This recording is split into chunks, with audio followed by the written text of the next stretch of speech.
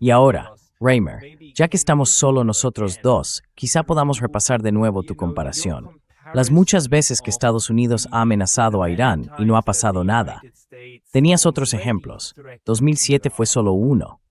Hubo otras ocasiones en las que Estados Unidos estaba haciendo un despliegue, como en 2012. 2012. One was under Bush, the other Uno fue bajo Bush, el otro bajo Obama, y el más importante fue bajo Obama en 2012. Todo giraba de nuevo en torno a la cuestión nuclear. Irán ha firmado el Tratado de No Proliferación, pero parte de ese tratado otorga a cada país el derecho a enriquecer uranio al nivel necesario para fines civiles.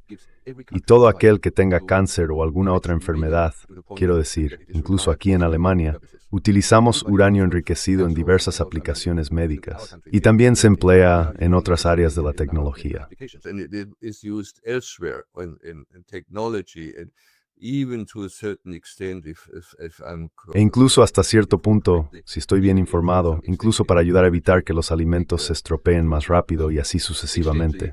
or prevent food. En fin, hay muchísimas aplicaciones civiles para las que se necesita uranio enriquecido.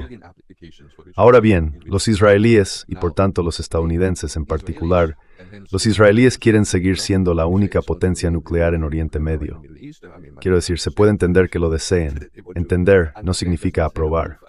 Puedo entender que quieran seguir siendo la única potencia nuclear en esa zona, lo que le otorga una influencia política muy especial, digamos, en esa región. Political cloud gives them a lot of political cloud in that region.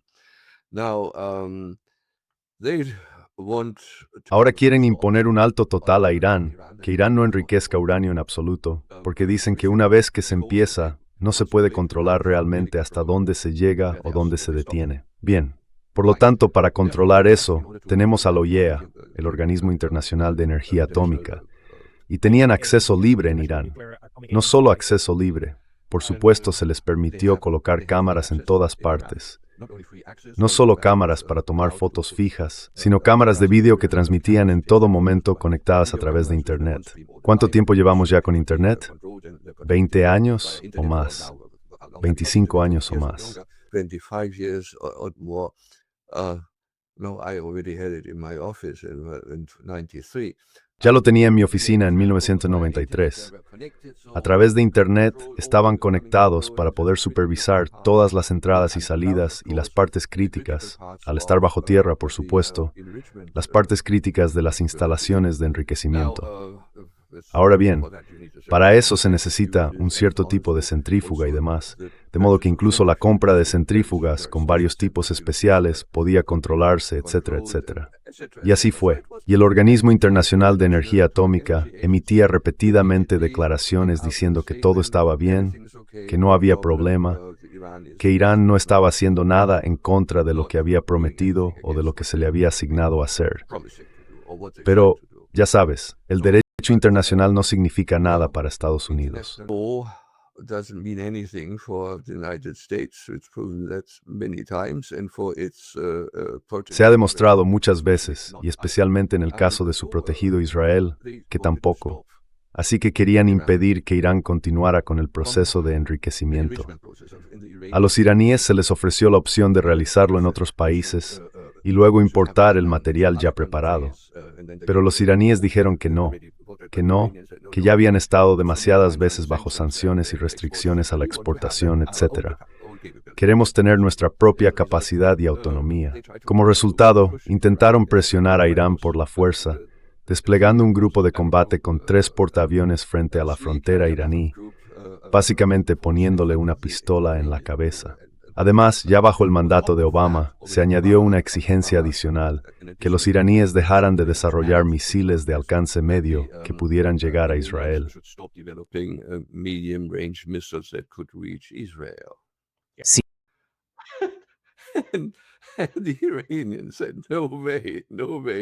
Y los iraníes dijeron, de ninguna manera, esa es nuestra garantía de que podemos contraatacar a Israel si ellos nos atacan.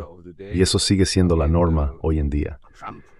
Quiero decir, Trump no quiere ningún programa nuclear y, por supuesto, ningún misil que pueda alcanzar Israel. Lo que Trump realmente quiere es que Irán se rinda, se dé por vencido. Y bueno, lo que en realidad quieren es un cambio de régimen. Y para eso, tú has reactivado esa broma del hijo del Shah. He looks like a joke. He looks like a joke. Parece una broma. Parece una broma. Es como que cada vez que lo ves, y luego ves que hay una bandera iraní detrás de él, te das cuenta de que debe de estar en algún búnker o algo así. Quiero decir, simplemente se ve mal. Él se ve mal. Pero sí, sí. Oye, una breve pausa porque me banearon recientemente de YouTube. Y aunque he vuelto, esto puede volver a pasar en cualquier momento. Así que, por favor, considera suscribirte no solo aquí, sino a mi email community Stan Substack, substack.com. El enlace en la descripción abajo. Amber, vamos a you. In the description below. And now back to the video. No, from that point of view, No, quiero decir, desde ese punto de vista no pasó nada, porque si te fijas, bueno, ya era 2012 ese caso. Si quieres, puedo enviarte lo que escribí en su momento sobre ello. ¿Tienes la posibilidad de publicarlo en tu página web?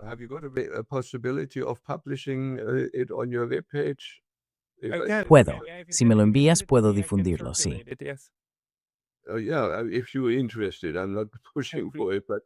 Sí, si te interesa.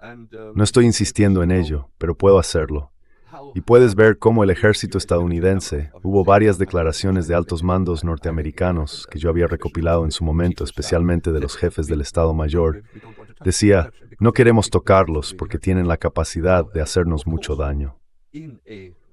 Ahora bien, por supuesto, en una guerra total y abierta, los estadounidenses vencerían a Irán, pero a un coste increíble. Es algo bien conocido en la guerra. Si solo atacas desde el aire, no cambias nada sobre el terreno. De hecho, piensa en lo que destruyeron los aliados en la Segunda Guerra Mundial. Bombardeos incendiarios, grandes ciudades, etc.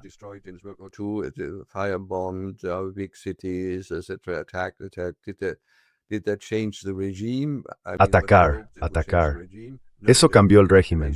Quiero decir, ¿esperaban que cambiara el régimen? No. La población incluso, quizás sin saberlo mejor, se unió en torno al régimen. Lo mismo ocurrió en Irak o en otros lugares donde bombardearon, o en Corea del Norte, o cuando bombardearon a civiles en Hanoi, etc. Eso llevó a la población a decir, no, tenemos que deshacernos de nuestros líderes y hacer una revolución y cosas así. No, no lo hizo. Esto nunca ha ocurrido, una y otra vez, pero aún así siguen haciéndolo.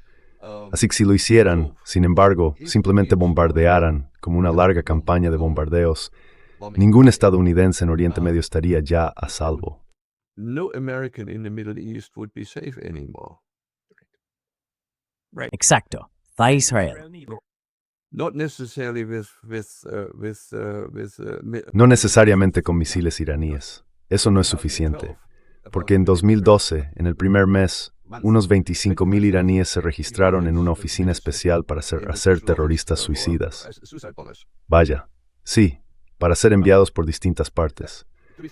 Ahora piénsalo, ¿cuántas minorías chiíes hay en Oriente Medio? Incluso en Arabia Saudí hay una minoría chií considerable, en todas partes de Oriente Medio. Así que eso es solo este aspecto en particular. Si te acercas, tienes el estrecho de Hormuz. Si miras la geografía, es como Noruega, con costas muy profundas. No tan altas, pero con costas y cuevas profundas. Not as high, but with deep fjords and caves. And out of those, you can shoot. Y desde esos se pueden lanzar misiles. De ellos de repente pueden salir pequeños barcos, una multitud de pequeños barcos. Uno de ellos podría disparar un torbellino.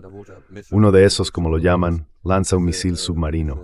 Aunque haga mucho ruido, alcanza los 350 o 360 kilómetros por hora.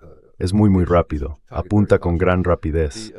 El estrecho de Hormuz parece amplio, relativamente ancho, pero en realidad es un estrecho navegable muy estrecho, a veces de solo 1,5 kilómetros de ancho, donde la profundidad es suficiente para que pasen los barcos grandes.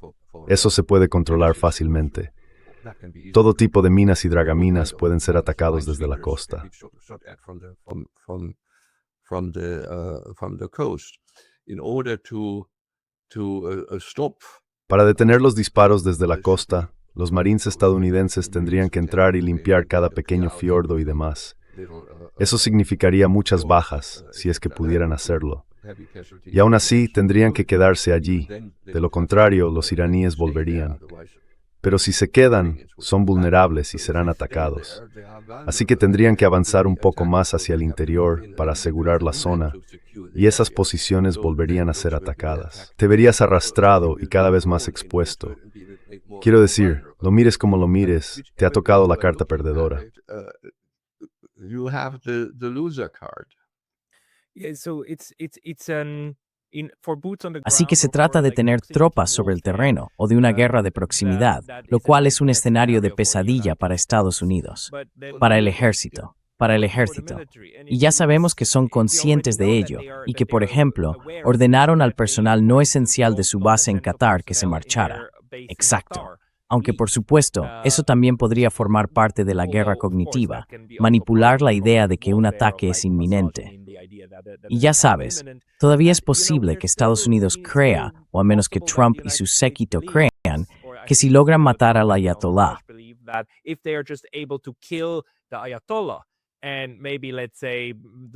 y quizá, digamos, el primer ministro, junto con el ministro de Asuntos Exteriores, los de más alto rango, para llevar a cabo una especie de ataque de decapitación, como hizo Israel cuando logró matar a Nasrallah en el Líbano. Eso, ya sabes, bastaría. Como con Venezuela, les mostramos, los matamos y ahora, misión cumplida. Es algo que podrías imaginar que ellos busquen. Aunque ya dejaste claro que los iraníes dijeron, si nos atacan, iremos con todo y no os dejaremos salir de esta. Así que no es solo un pequeño ataque, será una guerra si algo golpea nuestro territorio.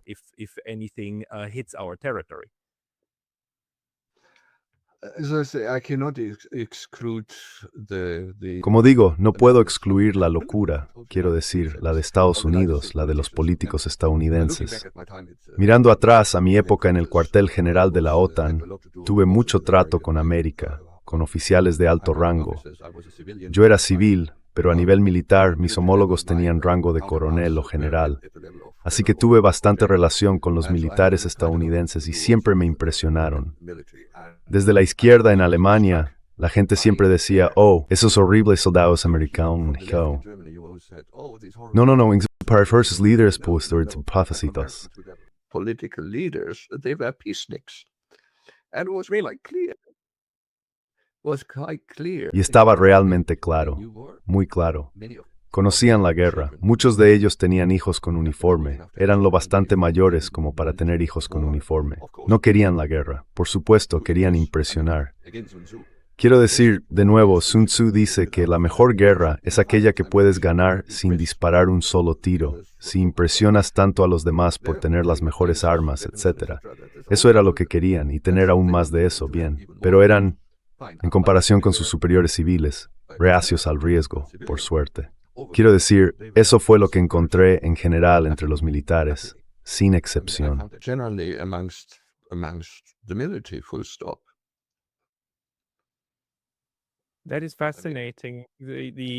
Eso es fascinante, porque bueno, la cuestión es que algunos de los líderes civiles en los gabinetes de Estados Unidos en realidad provienen de un entorno militar, pero suelen ser precisamente los que pronuncian los discursos más belicistas, los que encajan en ese perfil general de exaltación de la guerra que incluso un civil como el señor Pompeo aportó, por supuesto, a la primera administración de Trump.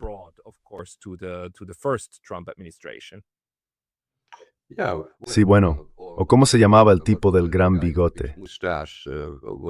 ¿Cómo se llama? El tipo de seguridad nacional, el señor Morza, sí. Mr. Bolton, etc. They didn't have any El señor Bolton, etc. No tenían ninguna experiencia militar en el frente, y así sucesivamente. No, pero para ellos, la guerra es algo que probablemente solo han visto en películas de Hollywood, en casa, cómodamente sentados en su sillón. Y con sus think tanks, bueno, quiero decir, yo también prefiero leer informes de un think tank que me gusta, pero también leo los de los demás. Pero si hablamos de think tanks como el Instituto para el Estudio de la Guerra, dirigido por fanáticos rabiosos de la guerra, entonces por supuesto piensan que todo va bien. Y hay que escuchar a la gente del Congreso. Todavía creen que son la potencia hegemónica, que pueden dictar y salirse con la suya. Ese es el punto. No conocen las fortalezas y debilidades de su propia situación, ni la creciente fuerza de sus oponentes. The mounting strength of the opponent. May I ask you one Puedo more preguntarte thing, una which is cosa that, más. okay, we've seen Bien, this before, ya hemos you're visto saying esto the antes. build-up has been there Dices que before la and acumulación ya 2012 existía en 2012 and during y the también Bush durante la administration as well. administración Bush. One of the things that Muchos a lot of analistas analysts dicen are que si saying Donald is that Trump ahora Donald simplemente Trump se now desentiende, perderá credibilidad, que la debilidad de Estados Unidos quedará expuesta para que todos la vean. ¿Cómo afrontaron eso en 2005 y 2012? Back in 2005 and 2012? That's a good question. I cannot. Esa es una buena pregunta. No recuerdo cómo lo resolvieron. Creo que no hubo un momento concreto. Lo recordaría si alguien hubiera venido y cortado el nudo gordiano. No lo recuerdo, pero es una buena pregunta. Tendré que volver a buscarlo. Pero por supuesto, tienes razón cuando dices que mucha gente piensa que Trump tiene ahora, como mencioné antes, una serie de episodios que le han hecho perder prestigio. Y probablemente ese sería el siguiente, si hiciera exactamente eso.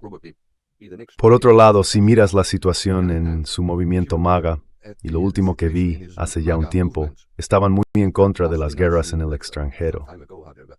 They were very much opposed to foreign wars. I mean, the situation between the political parties in Quiero decir, la situación entre los partidos políticos en Estados Unidos se ha invertido. En tiempos anteriores, eran los demócratas quienes se oponían a las guerras extranjeras y los republicanos quienes estaban entusiasmados. Tenemos que usar nuestro reluciente ejército. ¿Para qué estamos pagando tanto dinero por él si no podemos usarlo? Esa fue, más o menos literalmente, una frase de Madeleine Albright a uno de sus generales en una reunión del gabinete. Así que, para salir de eso, no lo sé.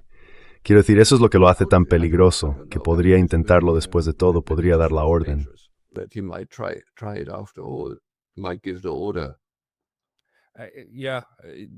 Sí, quiero decir, podría ser que entonces sienta que tiene que intervenir.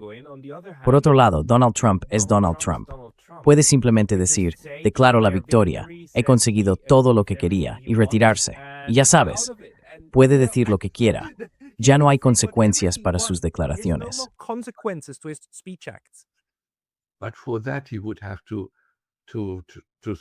Pero para eso tendría que lanzar unas cuantas bombas para declarar la victoria. Y si uno observa el ataque anterior, que fue básicamente un espectáculo, posiblemente, no lo sé, pero no descartaría la posibilidad de que los rusos ayudaran a organizarlo. Puedo imaginarme a los rusos ayudando a preparar algo así también, para que Trump pudiera salir, lanzar unas bombas en el desierto iraní, afirmar que era otra instalación nuclear importante y luego retirarse.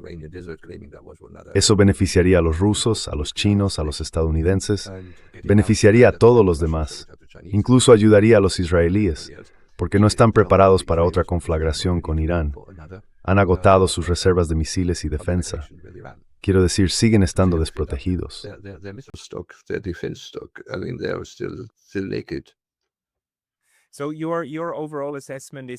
Así que en conjunto, tu evaluación es que sobre el terreno, el interés de todas estas partes debería ser realmente salir de esta situación, aunque a nivel político en Estados Unidos no lo sepamos. Pero a nivel militar, deben ser conscientes de que salir de esta situación está en su propio interés. Entonces, quizá una pregunta más, porque me rondaba por la cabeza. Si los iraníes atacan esta armada, esta flota naval, si digamos, ocurre lo impensable y consiguen hundir el portaaviones, aparte del desastre ecológico, ¿no sería eso un motivo para que Estados Unidos empezara a usar misiles balísticos intercontinentales, lanzándolos desde su propio territorio contra los iraníes? ¿Y eso es algo concebible según tu evaluación?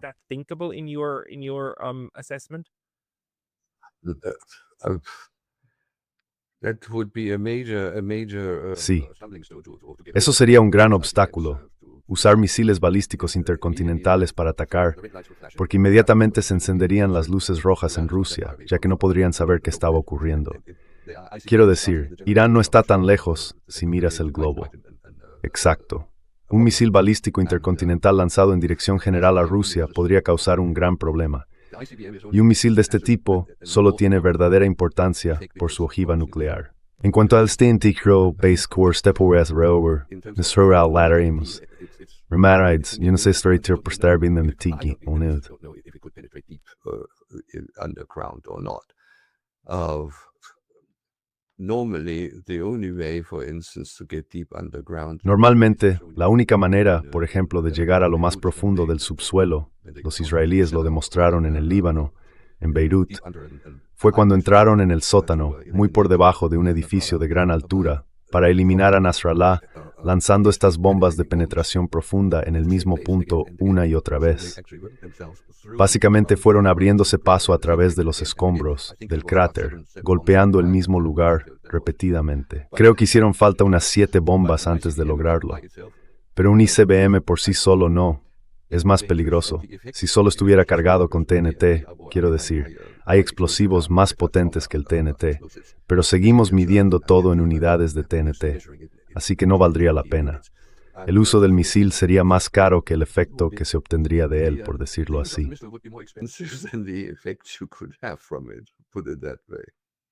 De acuerdo. El efecto de sonido que puede obtener de ello. Correcto, correcto.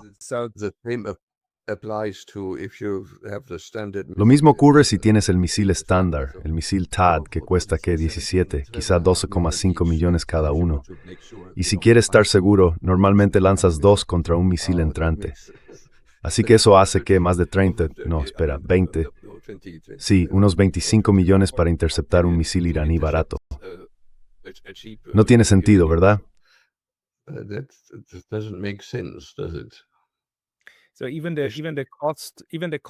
Así que ni siquiera el factor del coste tiene sentido o resulta lógico para que Estados Unidos realmente vaya a la guerra con Irán. Quiero decir, todo está en contra de esa opción. Aunque, ¿ves alguna manera en la que Estados Unidos, si pudiera fingir que fue Irán quien disparó el primer tiro, que se trató de un ataque no provocado, pudiera entonces activar el artículo 5 de la OTAN y decir, ahora enviadnos todos los barcos que tengáis, toda la OTAN contra Irán?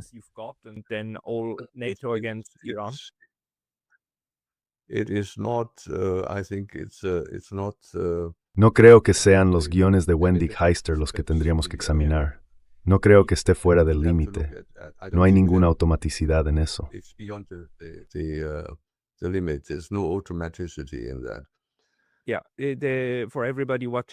Para todos los que están viendo, el Tratado de la OTAN tiene una cláusula que dice que el territorio de la OTAN se encuentra únicamente en Europa y por encima de cierta latitud, no por debajo de ella. Y probablemente Irán esté por debajo de esa latitud. Sí. Así que en cierto sentido, incluso para arrastrar a los europeos, habría que usar una propaganda masiva. Por tanto, es poco probable que Estados Unidos pudiera escalar el conflicto lateralmente hacia otros miembros de la OTAN.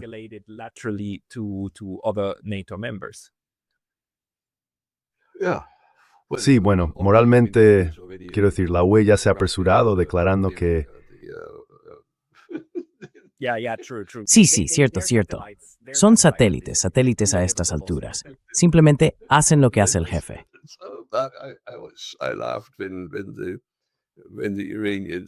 Me reí cuando los iraníes respondieron a su vez y declararon a los ejércitos europeos una organización terrorista. Así que, sí. No, pero yo no. Aparte de eso, el artículo 5 tiene un cierto automatismo, pero no incluye explícitamente la acción militar. Puede incluirla, pero ningún país está comprometido por el artículo 5 a ayudar en términos militares. El artículo 5 solicita asistencia dentro de las capacidades y posibilidades de cada país. Y eso puede ser simplemente una nota de protesta diplomática. Exacto. Para cumplir con el requisito del artículo 5, que se suele representar como el viejo marchar al unísono, armas listas, no funciona así.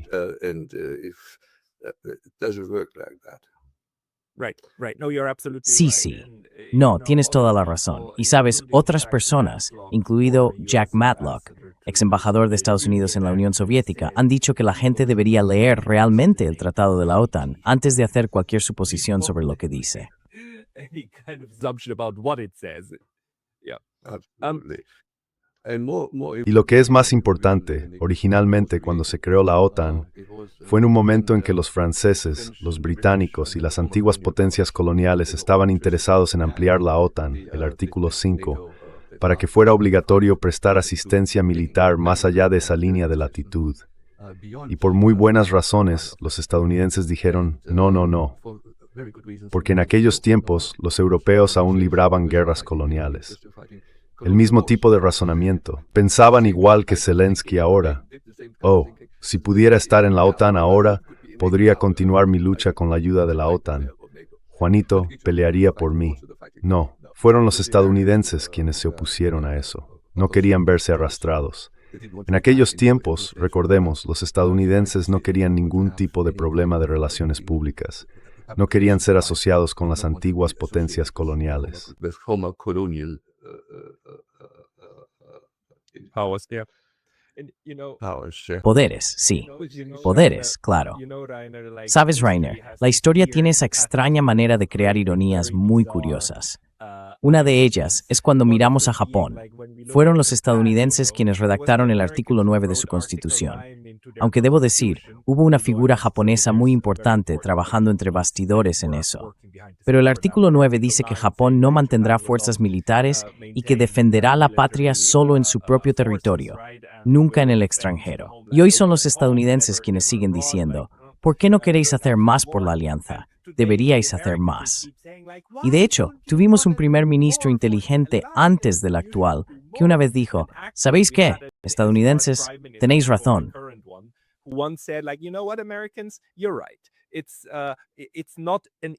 No es un acuerdo equitativo, porque si nos atacan, vosotros tenéis que ayudarnos. Si os atacan a vosotros, nosotros no tenemos que ayudaros. No es un acuerdo equitativo. Hagámoslo equitativo.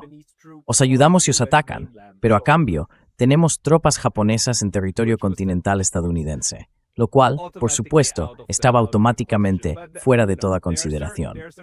Pero ya sabes, hay ciertos políticos que tienen un poco más de libertad para hablar que otros, porque los europeos están completamente sometidos, por desgracia. Pero Rainer, tu análisis aquí ha ayudado mucho a poner las cosas en perspectiva. Para la gente que quiera leer más de ti, ¿dónde deberían ir? People who want to read more from you, where should they go? Russia Today, o mi EPO, Rainer Rupp, Claude Rainer Rupp. Botschafter.